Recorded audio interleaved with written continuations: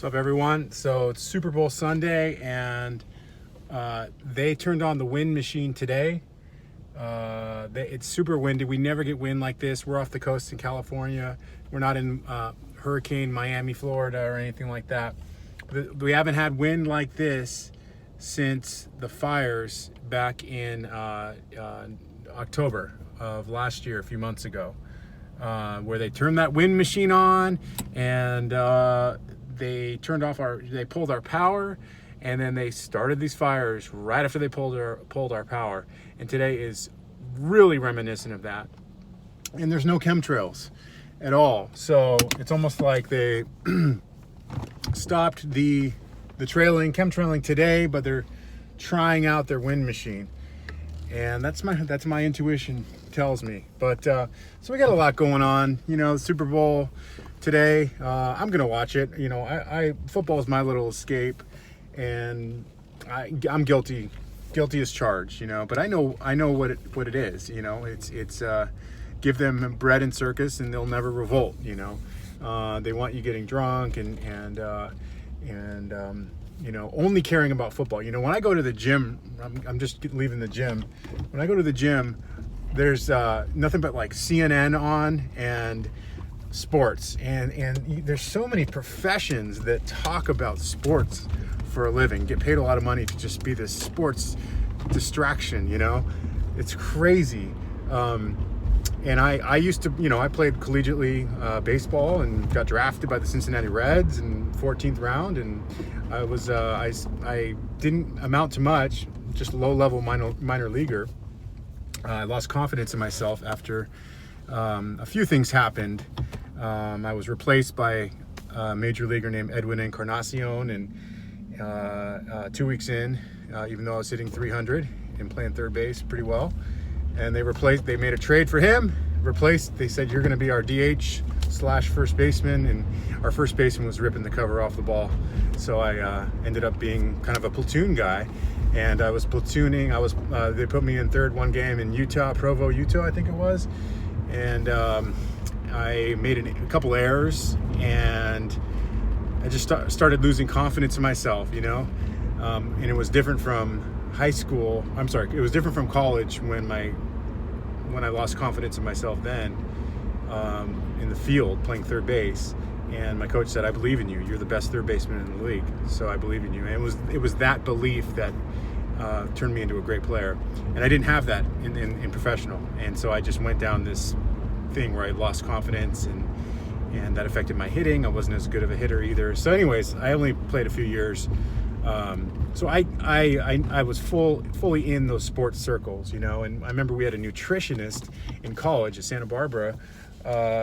This big Italian guy looked like Sylvester Stallone. He would come out and say, you guys need to do, these are your workouts you need to do, and for nutrition, you guys need to eat animal flesh all day basically, so tuna and chicken and get your steaks and eggs, and that was what you did. I never once thought about the fact that these animals are murdered, and there's this just horrific pollution of waterways and Amazon deforestation. But it was mainly I didn't realize I was so disconnected from the animal part, that an animal had to be murdered and exploited and suffering and all that. Anyways, my point is that these Super Bowls, it's crazy because it's like a holiday for Americans. It's like I think people take off work the next day because they party so hard. They're probably doing coke and eating a bunch of meat and chicken wings and all this stuff. It's just culture. We're indoctrinated to eat and live a certain way, and a lot of it is based on what the media tells us to do, because these guys seem normal, they seem likable, these newscasters and sportscaster guys, and you grow up playing baseball, and it's the American pastime, and then the funnest sport I ever played was football. I only played 2 years because I didn't really have a position. I was kind of like slow and skinny. That's not really good for football. Good arm, but I didn't want to play quarterback. There was better quarterbacks.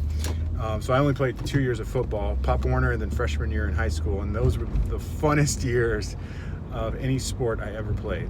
Putting on those pads and cracking someone. I like contact. I always liked basketball too. I was pretty good at basketball. I could have gone to play basketball in college too, but I wanted to play baseball.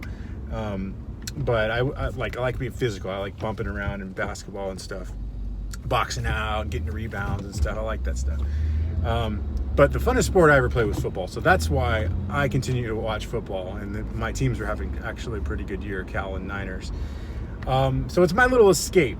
And from all the stress of the Matrix, I have so much on my mind all the time, obviously, when you're facing not only just trying to survive and support a family of, 3 kids and a partner, in a really high cost of living place, and you're making kind of an unknown technology, and you quit the corporate world.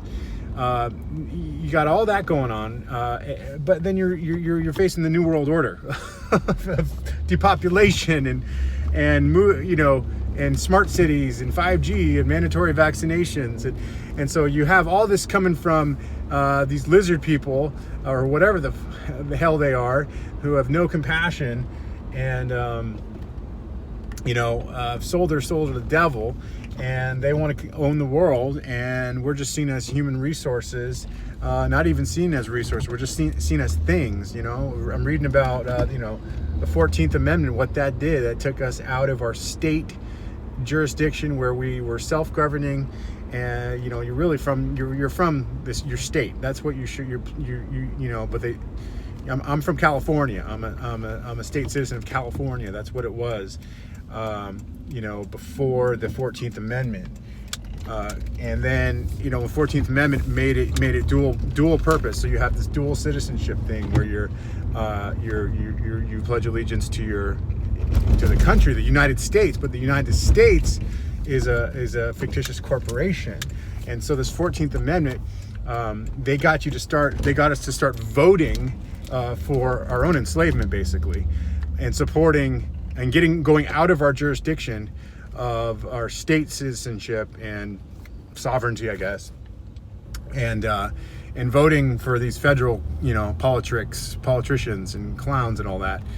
And they basically tricked us. It was after the Civil War and stuff. And so after the Civil War, we were bailed out by the Rothschilds. We got a big loan by the Rothschilds, and then they put through the 14th Amendment.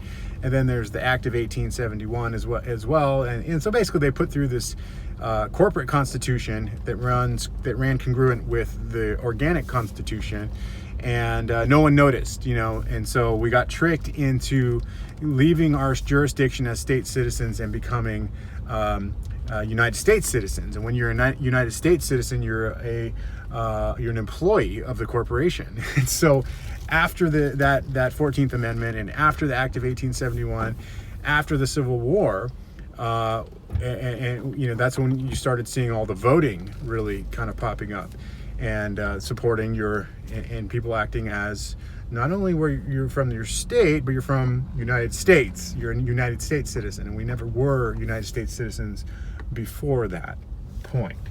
And so that essentially turned us into slaves. And then you have the fast forward a little bit, you have the Federal Reserve Act, and then 1913, you have the Titanic happened, where they got rid of the wealthiest people who didn't want the Federal Reserve, and then you have the Federal Reserve Act in 1913. Then you have the war, and then you have in 1933 you have the United States Inc.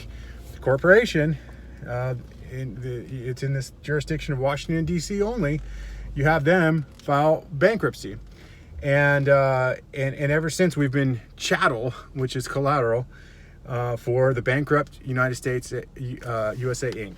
And so we are slaves.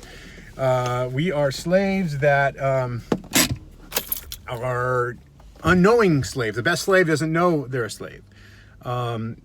It's crazy to just uncover all this. I'm reading this book, Hardcore Redemption in Law by David Robinson, and I'm almost done with it, and I'm going to read another one. And it was given to me by my friend John Logan, a local activist who actually filed the notice of liability number 1 to our city council for 5G, and I have my number 2 ready. I just got to do some filing and some clerical work with it. But it's really crazy to go down the rabbit hole. I'm just, the more you realize you learn, the more you learn, the more you realize you don't know anything at all. But you do continue to gain, accumulate gnosis, and it kind of paints the picture of how things are coming to be. It's just, I started talking about sports and kind of got sidetracked, but you could just see how we've been conditioned and brainwashed as a society to really do what they want us to do, which is to just be distracted and dumb and just, we don't have any knowledge of who we are, where we are. I posted this video on my Instagram last night about Tartaria, and it was really good video. You should check that out. It's about 14 minutes 30 seconds, and it talks about the New World Order and the New World Order of Moses, Tartaria, and or Noah. I'm sorry, Noah, I think it was, and it basically talked about, let's see, I kind of lost my train of thought. Let me go back to where I was thinking. Someone just pulled up, and then so hold on.